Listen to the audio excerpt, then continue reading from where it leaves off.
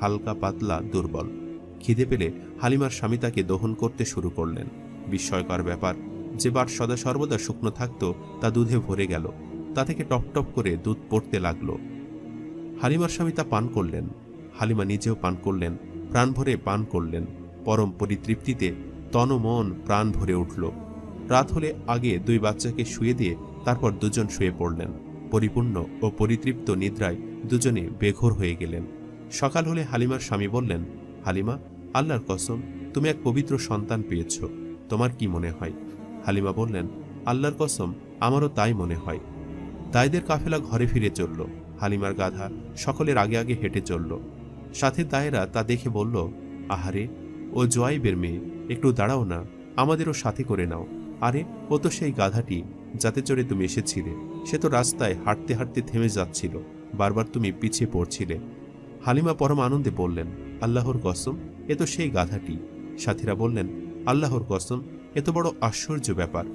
হালিমার বাড়িতে এখন অনবরত অনুগ্রহ বর্ষিত হতে লাগল। সমস্ত কিছুতেই বরকতে প্রকাশ ঘটতে লাগল। বাড়ির পোষা প্রাণীরা মোটা তাজা হয়ে উঠল। গাভীন প্রাণীর স্তন দুধে ভরে উঠল। প্রিয় নবী হজরত মোহাম্মদ সাল্লাল্লাহু আলাইহি ওয়াসাল্লাম দেখতে দেখতে 2 বছর অতিক্রান্ত হয়ে গেল। আমিনার পুত্র হালিমা দুধ পান করে বেড়ে উঠতে লাগল। সীমা নামে হালিমার এক কন্যা ছিল। সীমা তাকে কোলে নিয়ে আদর করে। উদার উন্মুক্ত মরুপ্রান্তরের খোলা হাওয়ায় বেড়ে ওঠে মুক্ত স্বাধীন জীবন। শিশু মোহাম্মদ বেড়ে উঠতে লাগলেন। সুন্দর, স্বাস্থ্যবান ও পাকাপোক্ত হয়ে বেড়ে উঠছেন তিনি। দুধ খাওয়া দিন শেষ হয়ে এলো। এবার মায়ের ছেলের মায়ের কোলে ফেরার পালা। ঘরের ছেলে ঘর আলো করে ঘরের শোভা বর্ধন করবেন। কিন্তু প্রাণ প্রাচুর্যে ভরা এ বরকতময় শিশুপুত্রের বিচ্ছেদ হালিমা সহ্য করবেন কিভাবে? এ শিশু তো দয়ার প্রতিমূর্তি, সুখের সাধনার সৌভাগ্যের প্রতীক। কোনো প্রকারে তাকে ত্যাগ করার জন্য তিনি প্রস্তুত নন। তার ইচ্ছে যে এ পুণ্যাত্ম শিশুর কল্যাণে তার গরিবের সংসারে বরকতের ধারা অব্যাহত থাকুক। তিনি শিশু মোহাম্মদ সাল্লাল্লাহু আলাইহি ওয়াসাল্লামকে নিয়ে তার মায়ের কাছে চললেন। তার মনের ইচ্ছা যে তার মায়ের অনুমতিতে শিশু মোহাম্মদ সাল্লাল্লাহু আলাইহি ওয়াসাল্লামকে তার কাছে আরও কিছুদিন রাখবেন। আমিনার কাছে এসে বললেন, আমার ভয় হয় যে মক্কায় এ আবহাওয়ায় মোহাম্মদকে রেখে দিলে তার কোনো ক্ষতি হতে পারে। আপনি বিবেচনা করে তাকে আরও কিছুদিন আমার কাছে রাখার অনুমতি দিন, আরও একটু বড় হোক, তারপর আমি তাকে ঠিক সময় দিয়ে যাব। হালিমা আমিনার কাছে পিড়াপিড়ি করতে লাগলেন। বারবার একই কথা বলতে লাগলেন। তাকে বোঝাতে লাগলেন। মক্কার খারাপ আবহাওয়ার দোহাই দিতে লাগলেন। অবশেষে আমিনা রাজি হলেন, যার পর্নায় খুশিতে হালিমার মন প্রাণ ভরে উঠল। তিনি শিশু মোহাম্মদকে নিয়ে আবার বাড়ি পানে রওনা হলেন। মোহাম্মদ সাল্লাল্লাহু আলাইহি ওয়াসাল্লাম আবার সেই দিগন্ত বিস্তৃত প্রকৃতির কোলে ফিরে এলেন। সেই খোলা মাঠ, প্রান্তর, মরুভূমি, বালির পাহাড়, স্বচ্ছ পাথরের টুকরো। সেই প্রান্তরে সাথীদের সাথে তিনি খেলা করেন। এসব স্বচ্ছ পাথর ছিল তার প্রিয় খেলার সামগ্রী। তাই নিয়ে তিনি খেলেন। অফটু পায়ে দৌড় ঝাঁপ করেন। দেখতে দেখতে মোহাম্মদ সাল্লাল্লাহু আলাইহি ওয়াসাল্লামের বয়স 5 বছর পূর্ণ হয়ে গেল। মোহাম্মদ সাল্লাল্লাহু আলাইহি ওয়াসাল্লামের আবার মায়ের কাছে ফিরে যাবার সময় হলো। হালিমার সাথে আবার বিচ্ছেদের সময় এসে গেল।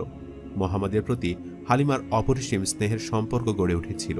নিজের কলিজার টুকরো সন্তানের চেয়ে তা কিছুমাত্র কম ছিল না। তিনি হয়ে উঠেছিলেন তার নয়নের পুত্তলি ও কলিজার টুকরো। হালিমাকেও তিনি মায়ের মতো দেখতে অভ্যস্ত হয়ে উঠেছিলেন। তার প্রতি গড়ে উঠেছিল অপরিসীম শ্রদ্ধা। নবী সাল্লাল্লাহু আলাইহি ওয়াসাল্লাম হওয়ার পরও হালিমা যখন তার কাছে আসতেন, তখন তিনি শিশুর মতো সরল ও সশ্রদ্ধ চিত্তে বলতেন, আমার মা এসেছেন, আমার মা এসেছেন।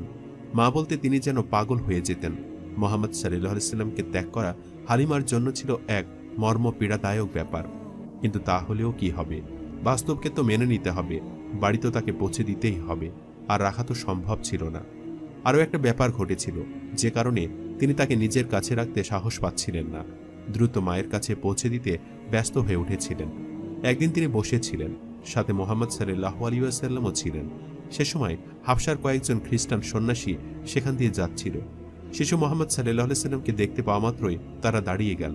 কাছে এসে তারা তাকে খুব মনোযোগ সহকারে দেখতে লাগলো। এক এক করে খোঁজ নিতে শুরু করলো। তারা হালিমাকে জিজ্ঞেসও করল, এ বাচ্চা কার? তারপর তারা নিজেদের মধ্যে বলাবলি করতে লাগলো, নাও, এ বাচ্চাকে আমরা নিয়ে যাই। এর মধ্যে মহাপুরুষের লক্ষণ স্পষ্ট। কালে সে একজন মহাপুরুষ হবে। আমরা বুঝতে পেরেছি এ ভবিষ্যতে কি হবে। হালিমা তাদের মতলব বুঝতে পারলেন। তাদের মনোভাব আর চক্রান্ত দেখে তিনি ঘাবড়ে গেলেন। চিন্তা করলেন, যদি তারা কেড়ে নেয়, যদি এসে তারা কেড়ে নিয়ে চলে যায়, তাহলে তো সর্বনাশ হয়ে যাবে। তিনি আর বিলম্ব না করেই তাকে লুকিয়ে নিয়ে অতি দ্রুত সেখান থেকে চলে গেলেন। তিনি কলিজার টুকরো বাচ্চাকে নিয়ে তাদের সামনে থেকে পালিয়ে যেতে পারবেন আশাও করতে পারেননি। তিনি ভীষণ ভীত সন্ত্রস্ত হয়ে পড়েছিলেন। যত তাড়াতাড়ি সম্ভব